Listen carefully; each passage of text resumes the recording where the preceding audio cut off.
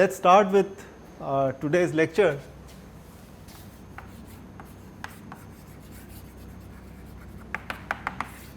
I would like to introduce you to some notation that we will be using. So, you are already familiar with what is a scalar quantity. So, for example, A is a scalar. You also know what is a vector quantity. So, if I have a vector quantity, let us say A is a vector, then it is going to have a magnitude as well as a direction. So, normally we would write it as Ax times I plus Ay times j plus Az times k, and here I, j, k, these are unit vectors, and these Ax, Ay and Az, these are actually scalars, and they are also components of this vector A. Okay. So, we want to introduce another quantity which is called a tensor. So, a tensor is some kind of a generalization of vector, and instead of a vector having just one direction, a tensor could have many directions. Okay, let me give you an example. So, an example is a second order tensor which has two directions.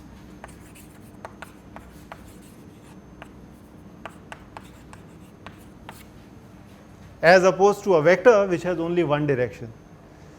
So, let us take the example of a tensor.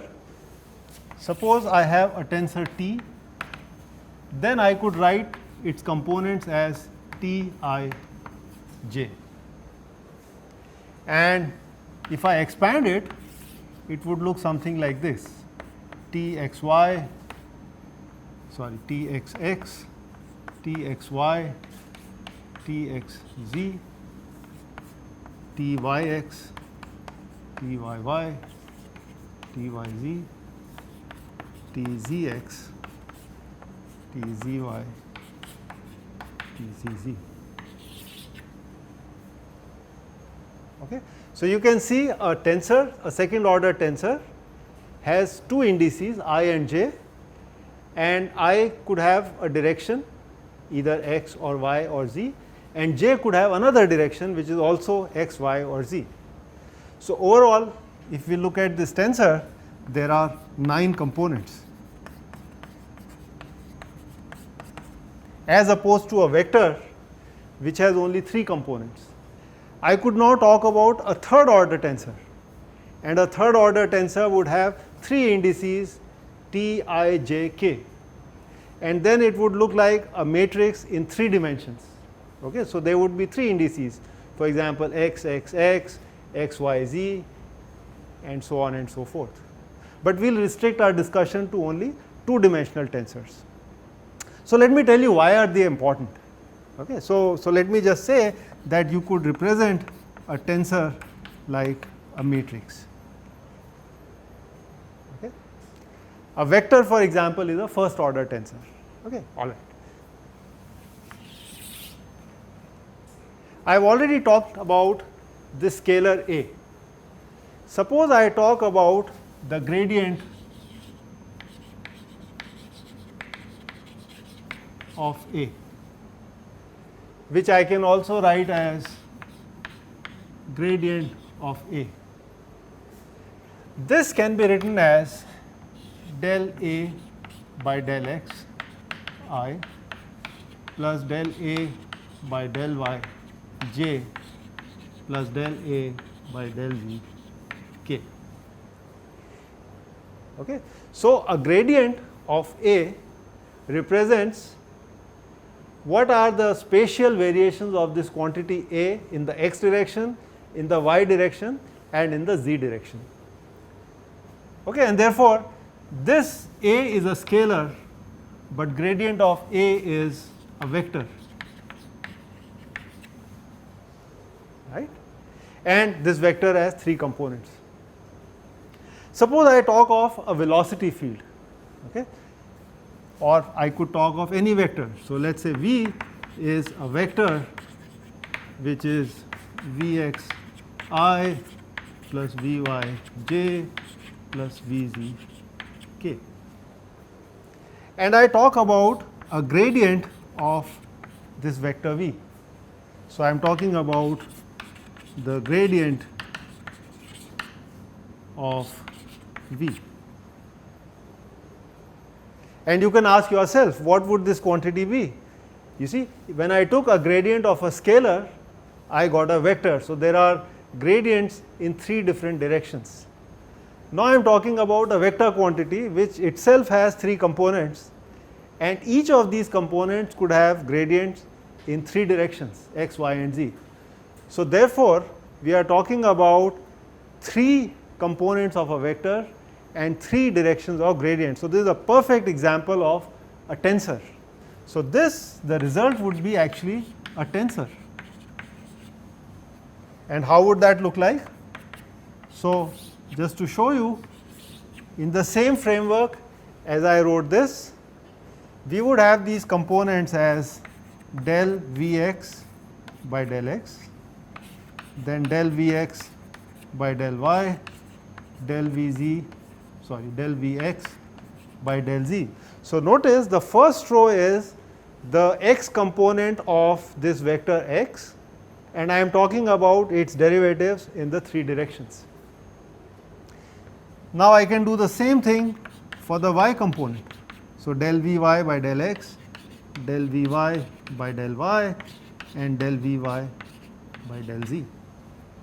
And likewise for the last row, which is del Vz by del x, del Vz by del y and del Vz by del z.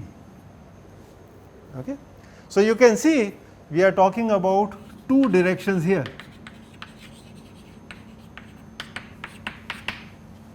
Okay, there is one direction of the velocity, which is the x, in this case the rho, and there is another direction of the derivative. So, if you look at the first row, that is x velocity, second row is y velocities, third row is z velocity. The first column is the x derivative, the second column is the y derivative, and the third column is the z derivative. So, there you go. Gradient of a vector now becomes a tensor. So, in this course in fluid mechanics, I already referred to you that we are going to talk about not deformations, but deformation rate, in some sense a velocity. And this velocity could vary in time, it could vary in space. And therefore, when we have variations of velocity, a vector in space, then we are going to be dealing with something like this, a gradient of a vector, which is a tensor quantity, and I thought you should become familiar with this. All right. Now, I would like to make you familiar with some of the properties of a tensor. First, let me tell you about what is a symmetric matrix slash a tensor. So, suppose I have a matrix which is, let us say, T, and if I took the transpose of that, and that becomes the matrix itself, that we call as a symmetric matrix. In other words, if I took this matrix, then I had Txx, Tyy, Tzz. I have the matrix over here, and if it is symmetric, then tau xy is same as tau yx. So, this is tau xy or Txy, and Tyx would be equal to Txy. Similarly, I have Txz here, and I could say that Txz would be same as Tzx. So, Tzx would be same as Txz, because the transpose is same as, so these two quantities are same. Similarly, I could have a quantity here Tyz, and this here would be zy, which is same as tyz. So, really speaking, only these quantities are my unknowns. So, these, once I know these 6 quantities, I know the entire matrix. Okay. So, I will write here that I have only 6 unknowns.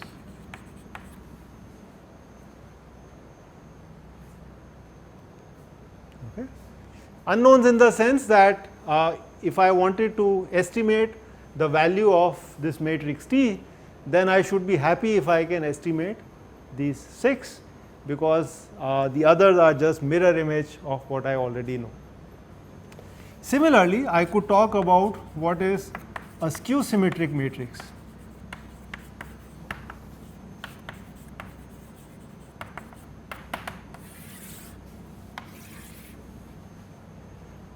So, if I had a skew symmetric matrix, let us say Q,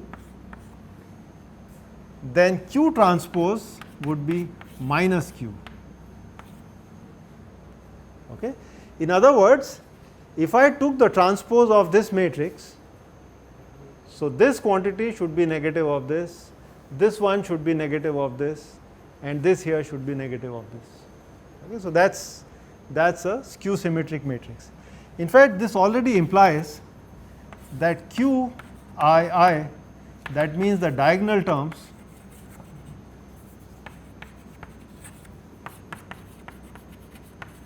are 0. So, in fact, if I wanted to represent a skew symmetric matrix,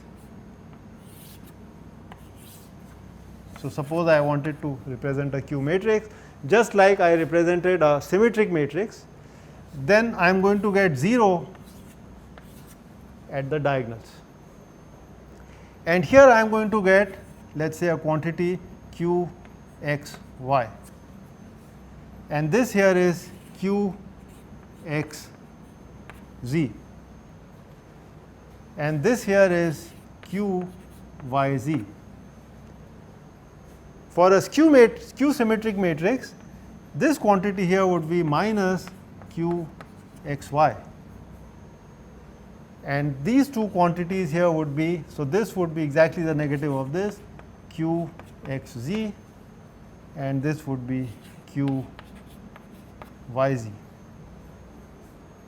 And you can see that here there are only 3 distinct components. So, just like I had used the term here only 6 unknowns, I could say there are only 3 unknowns, but I have put here that there are only 3 distinct components. And what are these? These 3 quantities. Once I know these 3, I can fill up the negative of these, and that would make a skew symmetric matrix. This is very nice. What actually this implies is the following. So, what is the implication of a skew symmetric matrix? That I could represent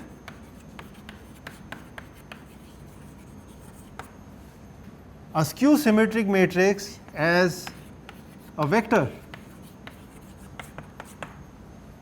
So, a tensor was supposed to have 9 components in general. If I had a symmetric tensor, then I reduce them to 6.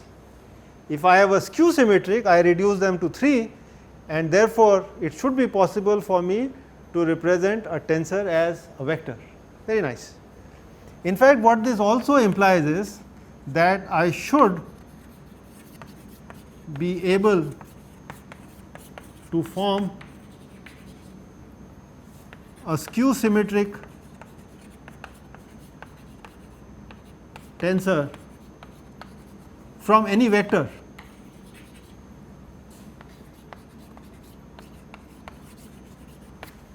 Okay. So, it works both ways. If I had a skew symmetric tensor, I could actually form a vector out of it. On the other hand, if you give me a vector, any arbitrary vector, I should be able to form a skew symmetric tensor of it, simply because it has only 3 components. All right. So, let me review what we have done.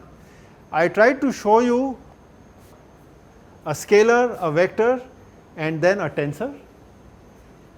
And I took two special cases, a symmetric and a skew symmetric tensor. One last thing I want to show you before I move ahead is that there is a very nice result that any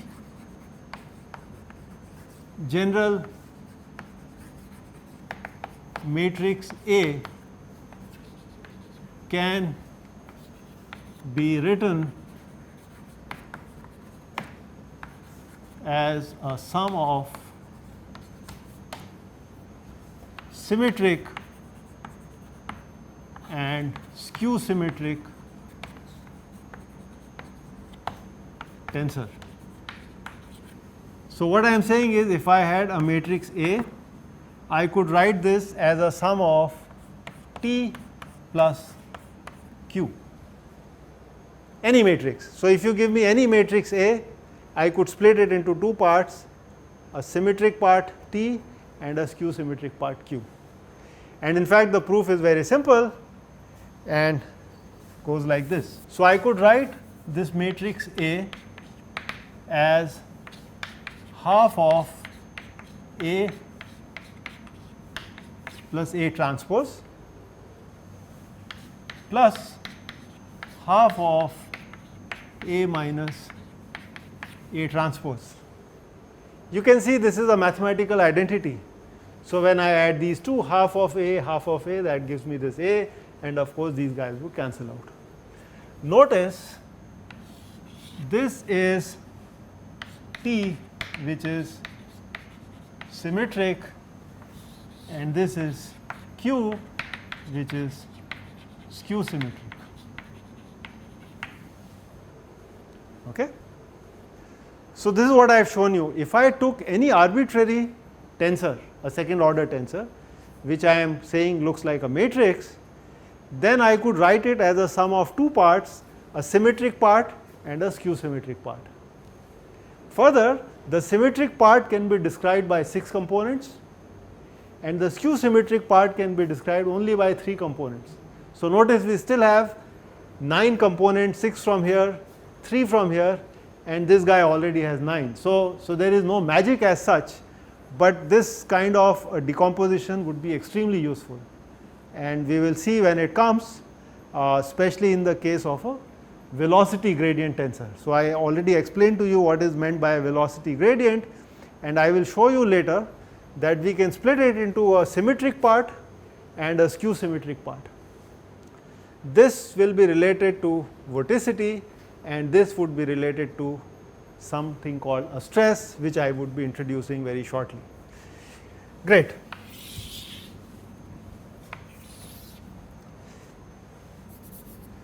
Stress is a tensor.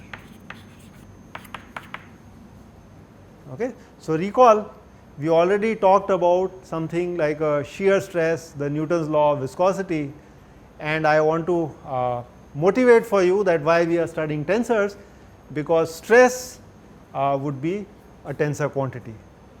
So, let us say I talk about the stress T, then this has these 9 components Txx, Tyy, Tzz, this is Txy, this is Txz, this is tau Yx, tau Yz, this is Tzx, Tzy. These terms over here, the diagonal terms, these are called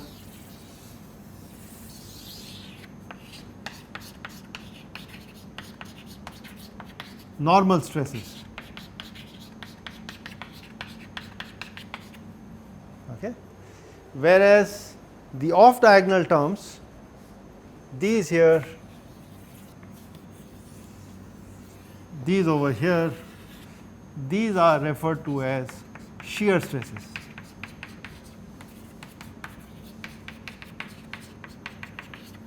Okay.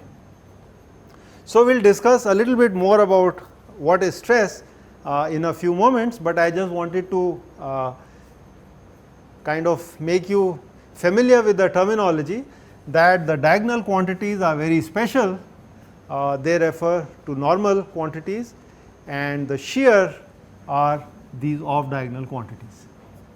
Okay. Of course, we will show that the stress is actually a symmetric tensor.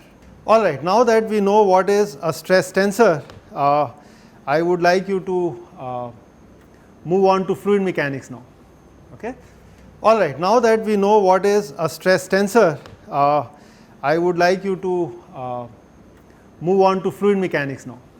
Okay. So coming back to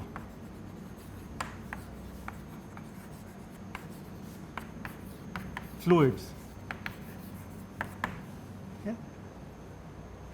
So suppose I want to apply Newton's second law, which says F is mass times acceleration.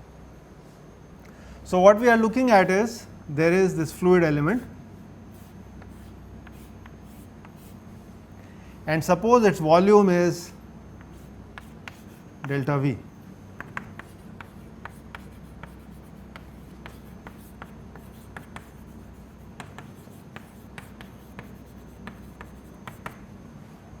And suppose rho is the density of fluid. So I need to apply this law of the force applied on this fluid element. It has a certain mass m, and it is going to accelerate with this acceleration a. So I could actually write it as that dF is given as dm times a, and this dm is essentially rho times this guy over here, maybe I will call it dV. So rho is the density and dV is the volume. All right.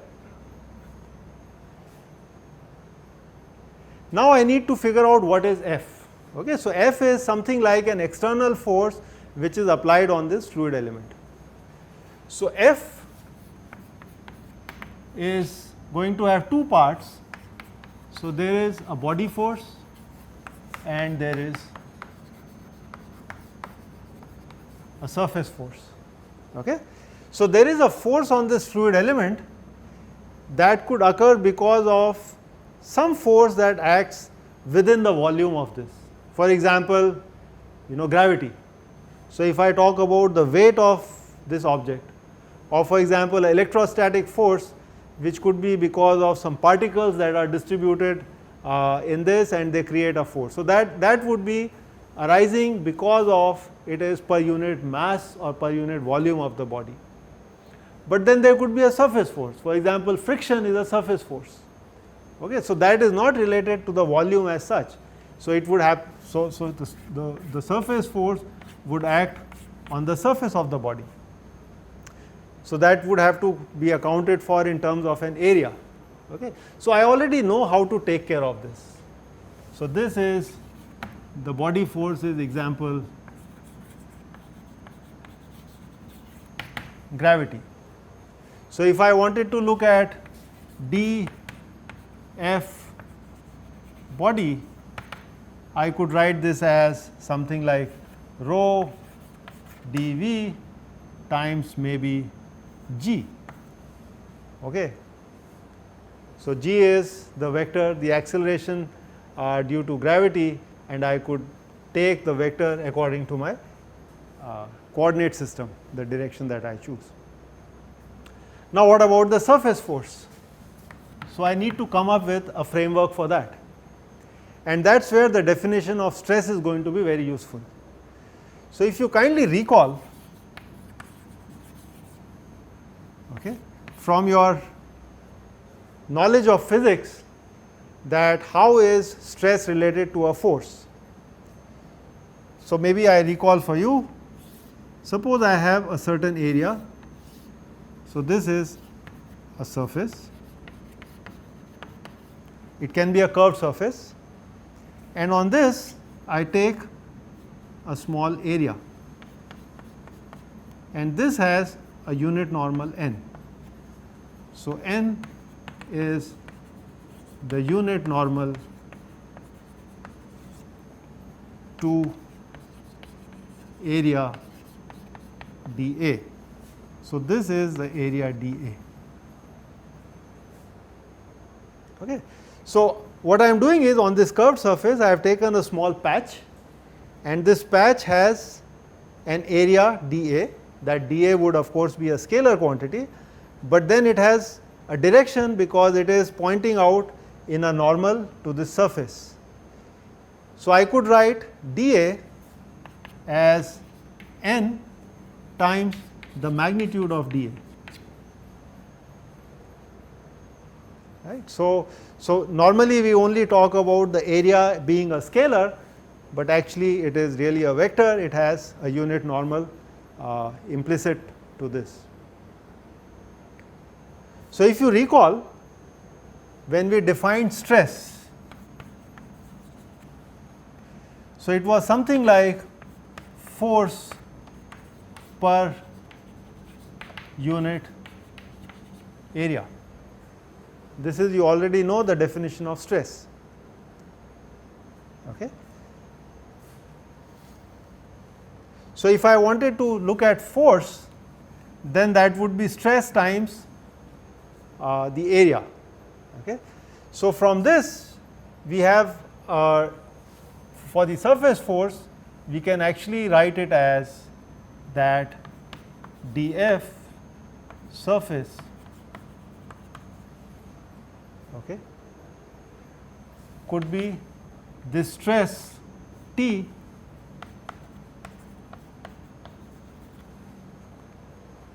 dot dA, which is the area. So, coming back to this figure, if I wanted to get an estimate of what is the surface force, so I would take small elements. So, let me take this little element here who has the area dA, the normal is n, and dF is the small force which is acting on this little area dA.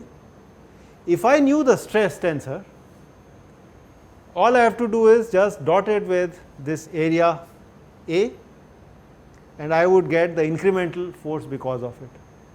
Okay, it is as simple as that.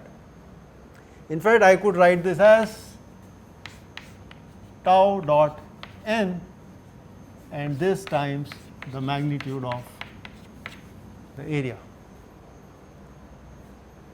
So, in other words,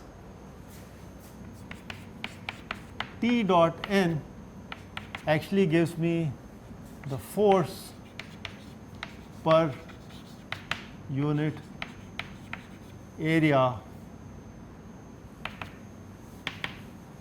okay, acting on that little element.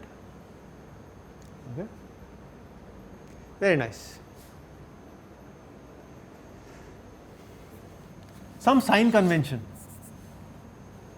So, I have already explained to you what this T looks like. This is the T, I have already written it on the board. So, this T is a stress tensor. It has these three components which are being called normals, and then I have these shear stresses. How do I visualize them? So, I can go back to a box like this, and I will try to explain you what these different quantities Txx, Txy, Txe and so on they actually mean. So, let me draw a box.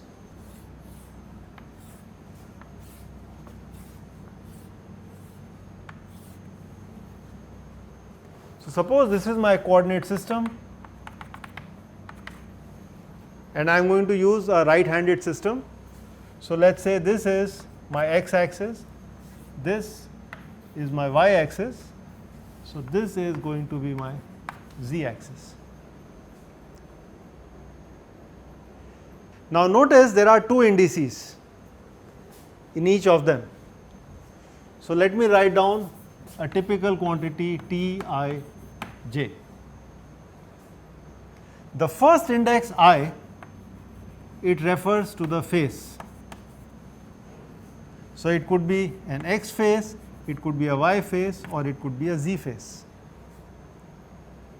So, this for example is the x phase.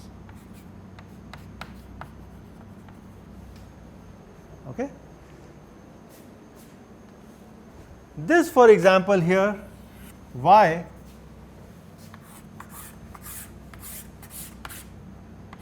this is the y phase, and then I could have this guy over here, this is the z phase. So, you'll notice that the phases are identified by the direction of the normal. Here the normal is to the x direction, here the normal is to the y direction, and this is the z phase, the z direction. So, that is the first index. And the second index, it actually is the direction of force. So, on a given phase, let us say I say the x phase, I would still have forces in three directions. I could have a force along x, a force along y, and a force along z. So, just to give you an example, if I drew the state of stress here, then I would have these, let us say, three directions.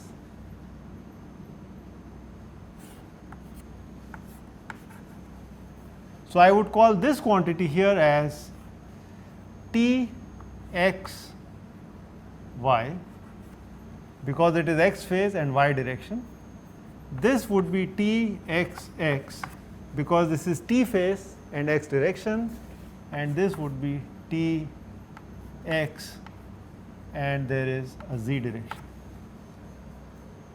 Similarly, if I wanted to show this phase,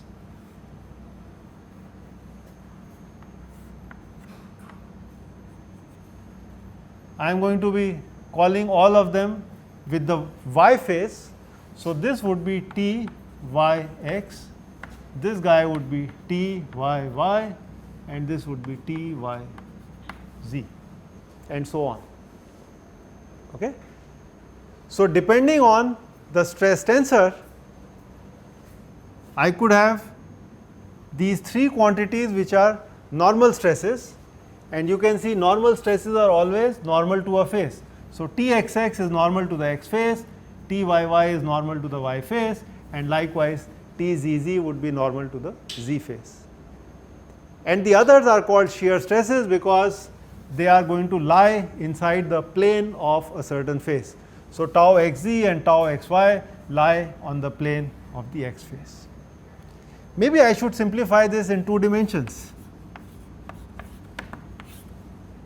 In two dimensions, this tensor T would have only four components: T x x, T x y, T y x, T y y. So, this is the normal stress, and this guy here is the shear stress. And the convention here would be the following in two dimensions. So, suppose this is my x direction, this is my y direction, then I would have on this face, I would have these two stresses, on this face I would have these two stresses, and here I would have something like this. This quantity is T x x, this is T x y, this is T y y, this is T y x, this one is tau x x, this is again the y phase, sorry, the x phase, and the direction is y. This one is the y phase, but the direction is x, and this is the y phase and the direction is y. So, please notice the convention: positive x phase positive force, okay, positive x direction. So they are in the direction of the Cartesian system. This one is a negative phase because it is pointing in the negative y direction. Therefore, the force direction has also been altered. Okay. So, I have given you a state of stress in the 3-dimensional coordinate system, and also if you had a 2-dimensional element. I have been using this term state of stress. So, this matrix here T, or for that matter this matrix T, these I would refer to them as state of stress. Okay. Now, this state of stress would vary from point to point. Okay. So, if I had, let us say, a fluid which is floating on this region occupied by the blackboard, then in principle I could have a state of stress different than a state of stress here and a state of stress here. And if I use that formula over there, that the force, the surface force could be obtained by simply multiplying with the areas, small areas, elemental areas, then in principle the surface force here and here and here, they would be different. Okay. And then there would be an imbalance, and therefore my fluid can move. Okay. So, we are going to use this concept of stress to actually understand how it applies to the second, how it applies to fluid as far as the second Newton's law is concerned. Another interesting aspect about the state of stress. In fact, what I can do is, I could, for example, if I call this as point O, okay, then so I could do a moment about O. So, I could pass an axis, the z axis, to this and do a moment balance. So, suppose I have this element where my edge is dx in this direction and dy in the vertical direction. And if I took a moment about this point, then you will notice only tau xy and tau yx would be giving me the moments, and I could write these as tau xy minus tau yx times dx dy. Of course, I am assuming that there is a unit depth inside the blackboard. So, to calculate the force, I am saying if I calculate the force because of this here, so it is tau yx times this area which is dx, and there is a unit dimension along the inside the blackboard. So, this is the moment, and this should be equal to I times omega dot, where I is the moment of inertia.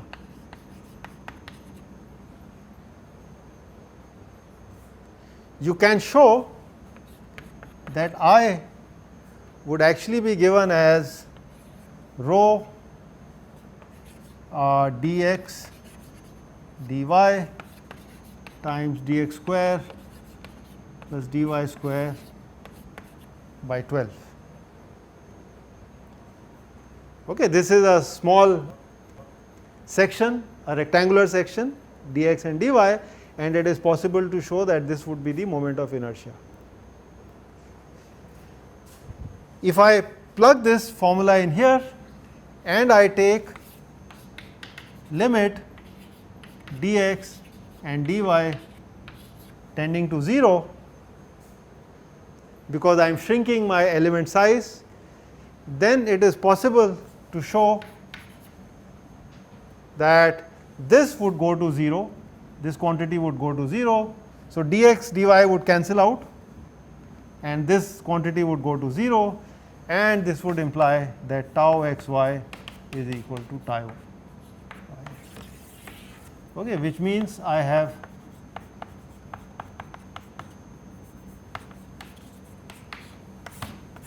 my stress tensor is symmetric. Okay. So, stress being symmetric implies that these 3 normal stresses, of course, I have to find them, but in terms of these shear stresses, if I know these 3 quantities, because they are symmetric, I do not have to worry about these 3. So, overall I have left with only 6 quantities and not 9. Okay.